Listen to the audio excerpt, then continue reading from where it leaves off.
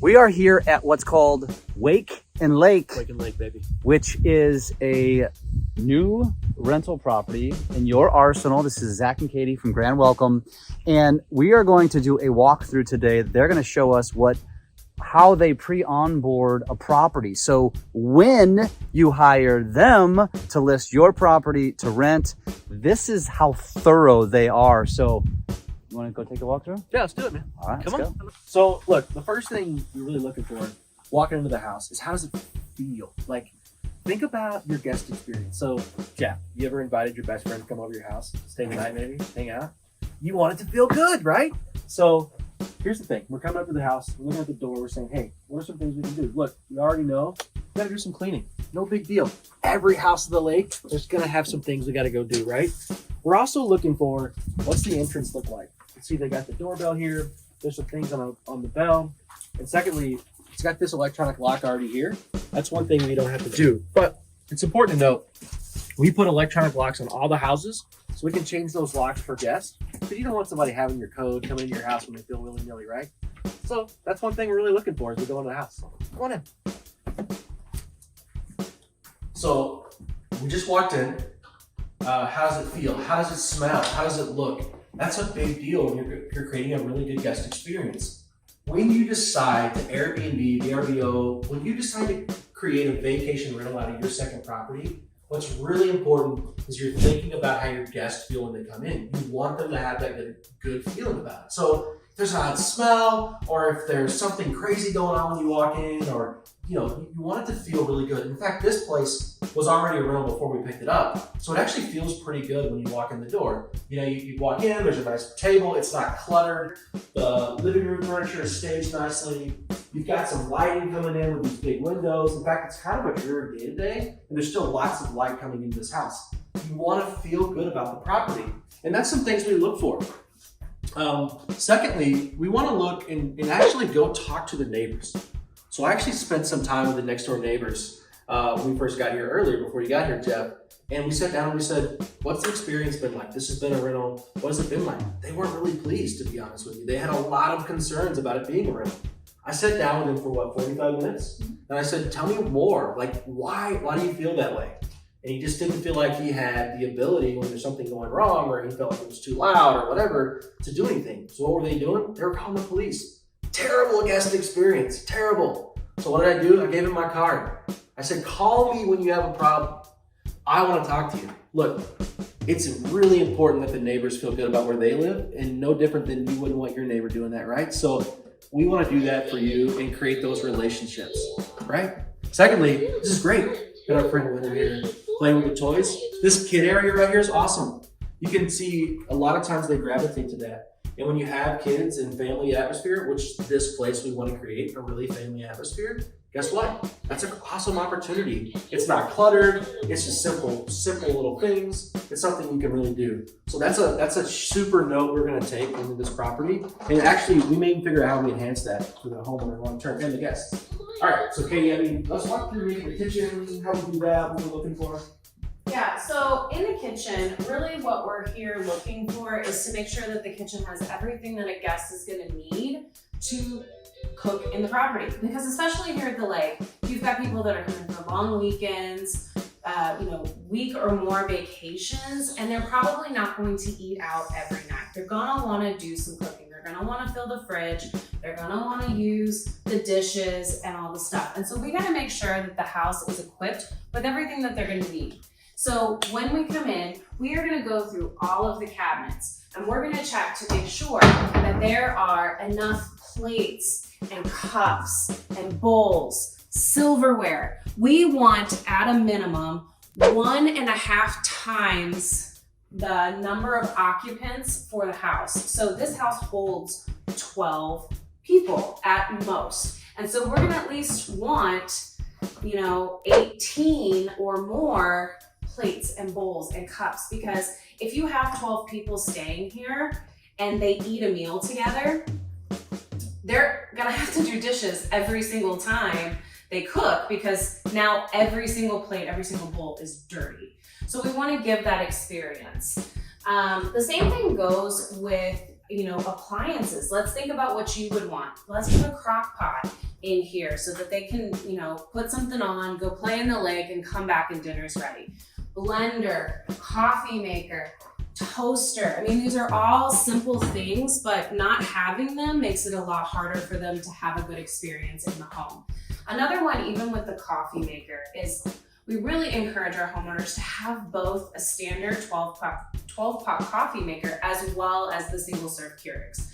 We have a property that we're onboarding here in the next couple weeks, and they've got a reservation already on the books. And one of the questions that they've already been asked by the guest is there a Keurig in the home?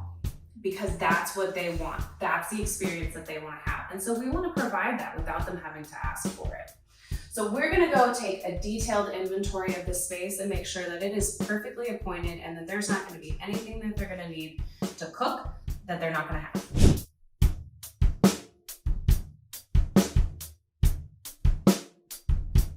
When you're cooking in the home, the next thing is going to be eating. So we want to make sure that the home has enough seating, both in the kitchen and in the living room, for, close to the number of occupants. If you've got 12 people staying, but only 6 places to sit at a table, that can sometimes throw off the experience.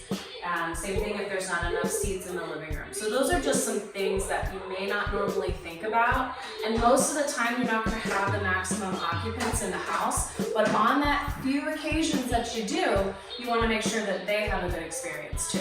So in the bedrooms of the properties that we list, we really like to also think about the maximum occupancy stuff here as well.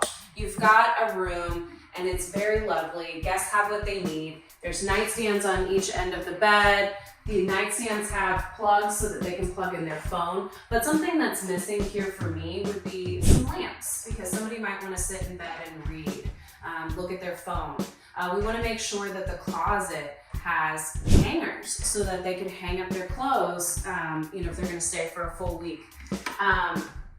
We check the beds. We want to make sure that there are at least 3 sets of sheets for each bed in the home. We've got one on the bed. We've got one in the closet as a spare, just in case. And we've got one that's probably with the cleaners at offsite laundry.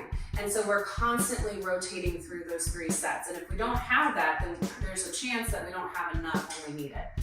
This is a preference thing, but we like it when there's TVs in the rooms, especially with larger properties where you might have multiple families or extended families staying in a property together.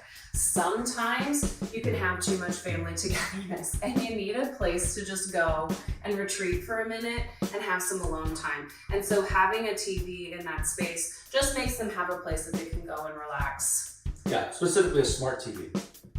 Yes, we want it to be a TV that, has the capabilities of being connected to your streaming devices so that they can watch Netflix, Disney Plus, whatever they like. We also really recommend that homeowners have some sort of cable service, because there are guests that still really want to see the local news and they want to watch the regular cable TV. So we try to cater to all guests that might book a property. Yeah.